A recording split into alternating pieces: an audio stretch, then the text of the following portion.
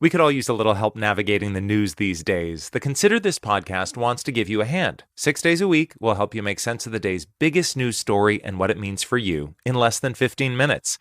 Listen now to the Consider This podcast from NPR.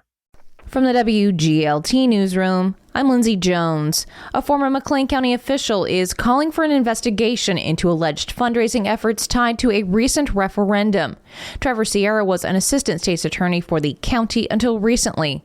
He says County Administrator Cassie Taylor asked him multiple times for donations to a political action committee promoting a ballot measure that would have eliminated the county's elected auditor. In my opinion, what had happened was wrong, and it's important for the public and for any authorities that may be interested to look into these facts and make their own conclusions about what should happen thereafter. The referendum failed, and the state's attorney says her office is reviewing the allegations.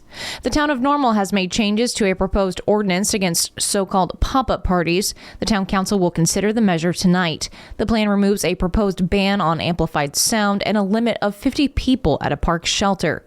It also loosens the definition of a nuisance gathering. It says there must be multiple violations of town code before the police can order a crowd to disperse.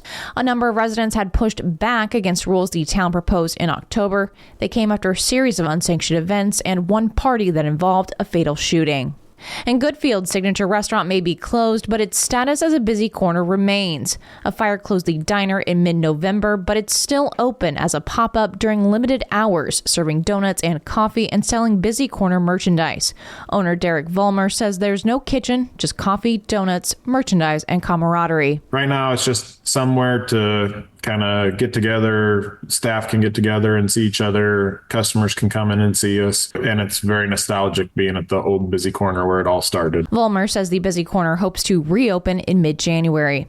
And the Illinois State football team won its first playoff game in 5 years. The Redbirds won at Southeast Missouri State 35-27 on Saturday to advance to the second round of the football championship subdivision playoffs. The Redbirds will play Saturday at California Davis. I'm Lindsay Jones. We could all use a little help navigating the news these days. The Consider This podcast wants to give you a hand. 6 days a week, we'll help you make sense of the day's biggest news story and what it means for you in less than 15 minutes. Listen now to the Consider This podcast from NPR.